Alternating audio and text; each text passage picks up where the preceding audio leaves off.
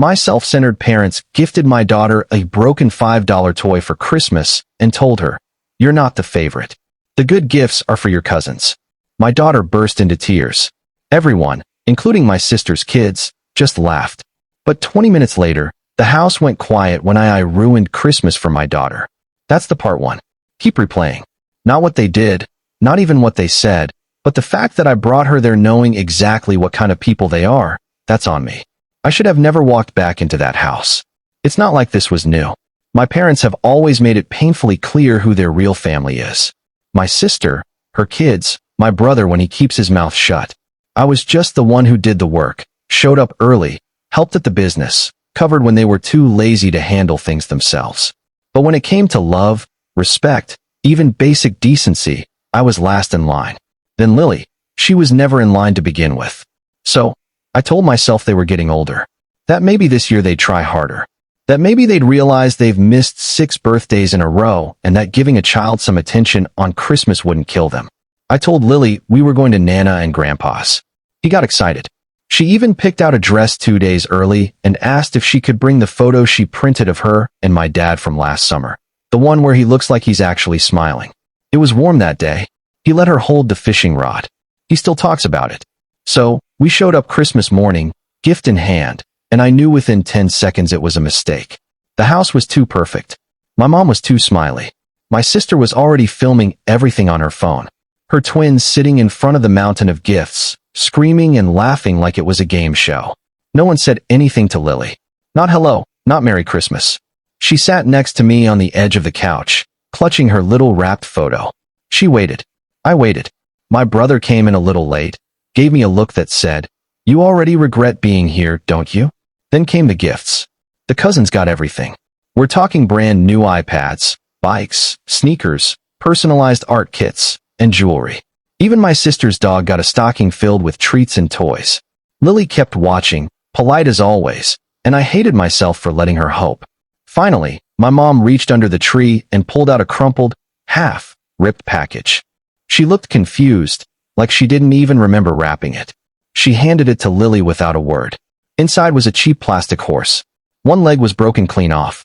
There were scratches on the side, and someone had scribbled on it with permanent marker. It looked like it had come from the bottom of a dirty toy bin at a garage sale. Lily stared at it. She didn't say a word. My dad, already sipping something strong, chuckled and said loud enough for everyone to hear, "She's not the favorite. The real gifts are for your cousins." And that was it. Everyone laughed, even the kids. My sister smirked like she was enjoying it.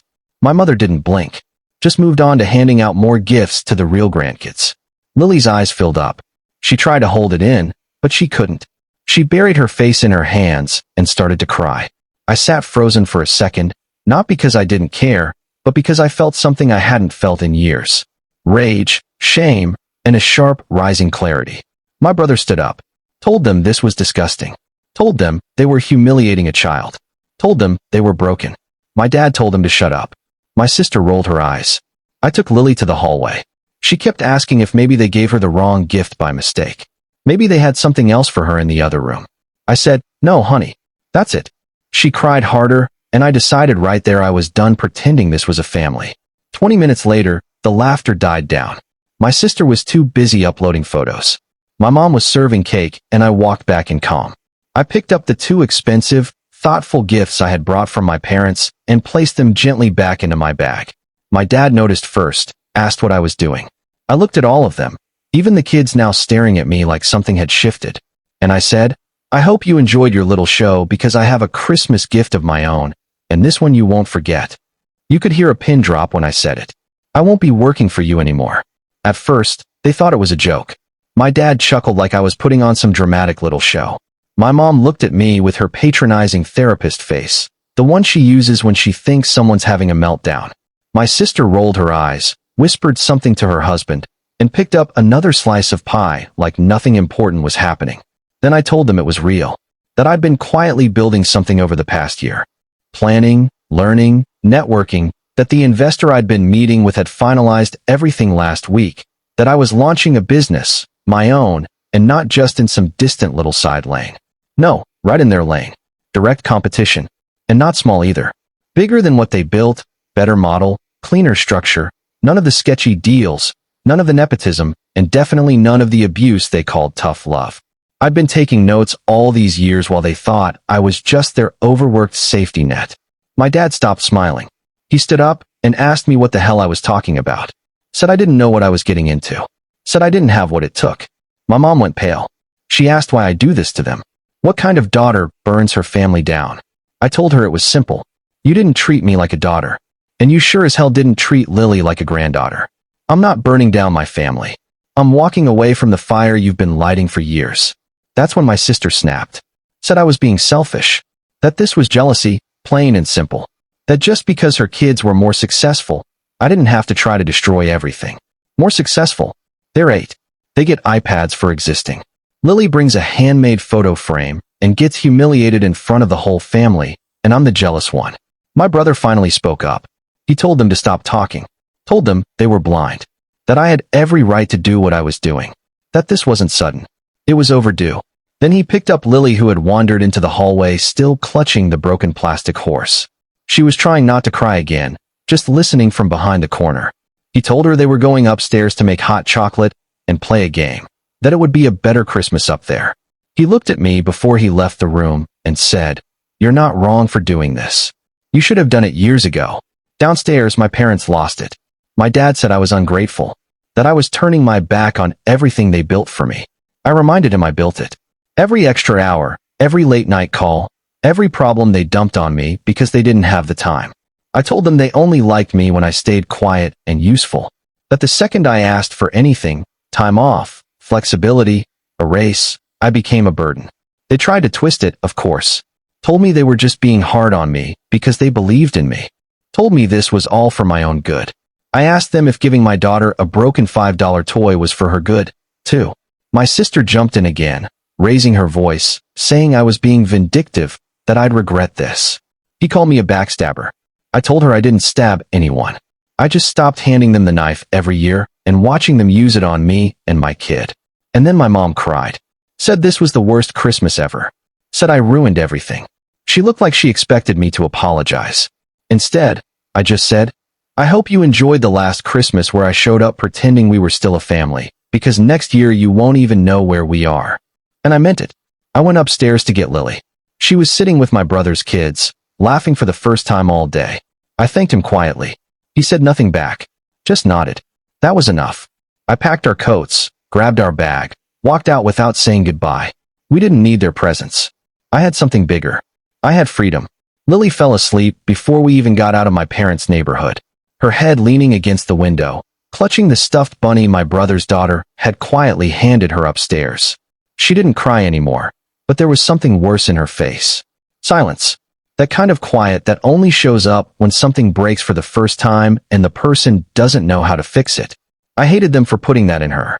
I carried Lily up to bed when we got home. She didn't stir. I sat by her bedside, replaying how I'd let them do this to her.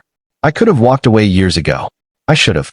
But I clung to the notion that family meant something. That night, I drafted the resignation email.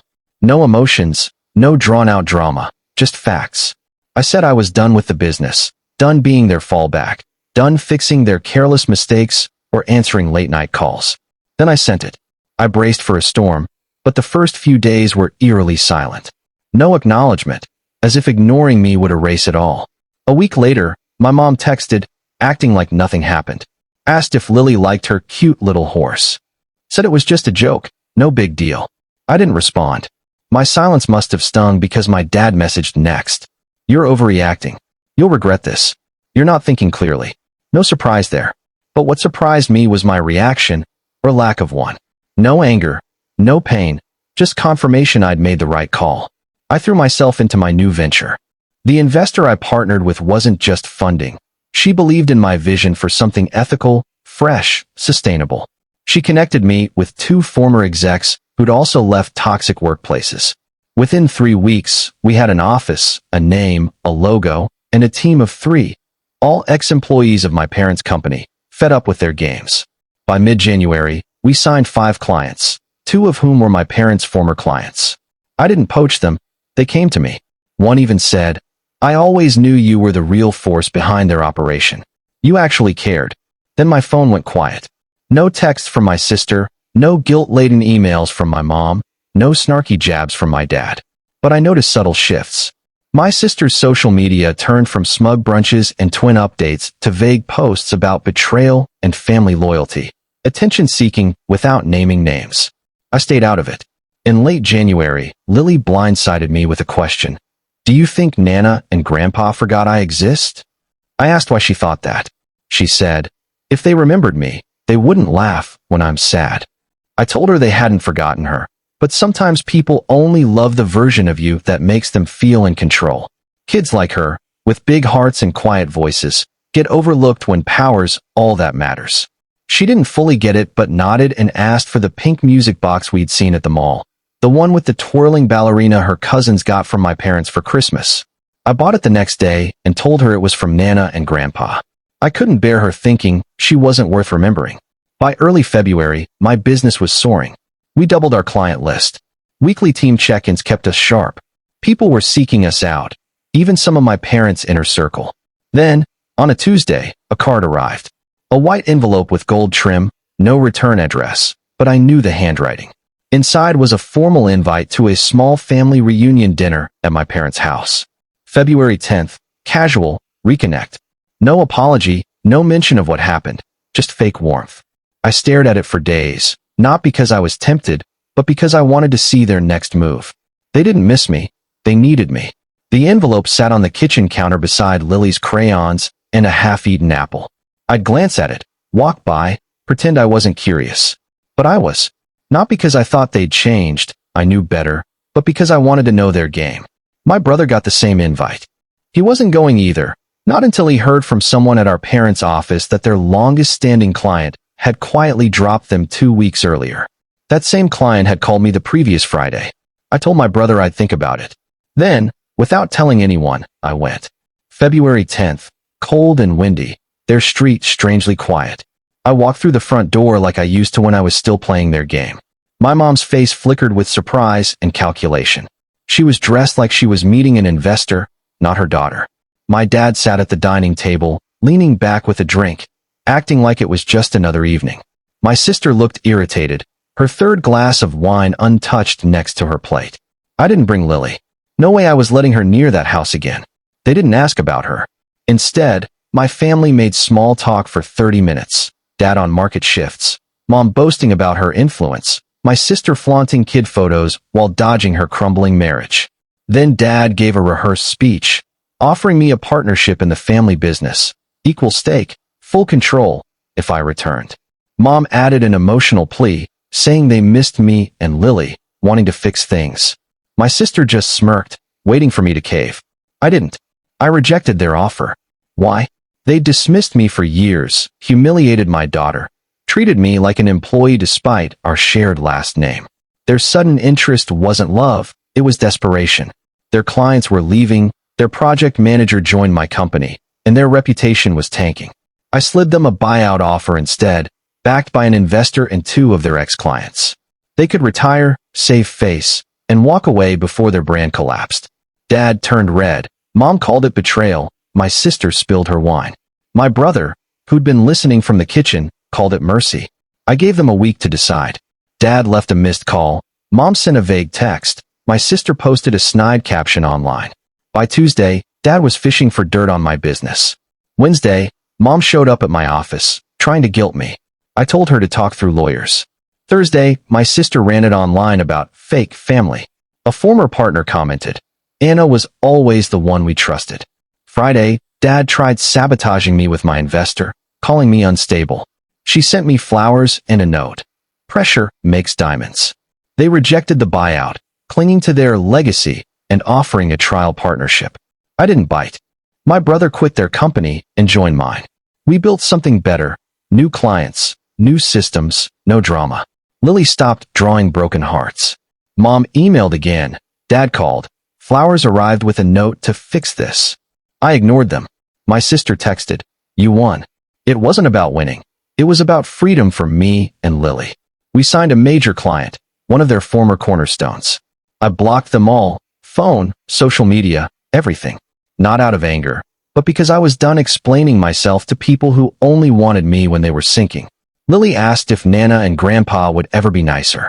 I said it wasn't her job to wait. She drew our new family, me, her uncle, even our receptionist, and we danced in the living room. She whispered, "Our family's better now." She was right. We didn't just survive. We built something ours, and walking away wasn't an ending. It was a beginning.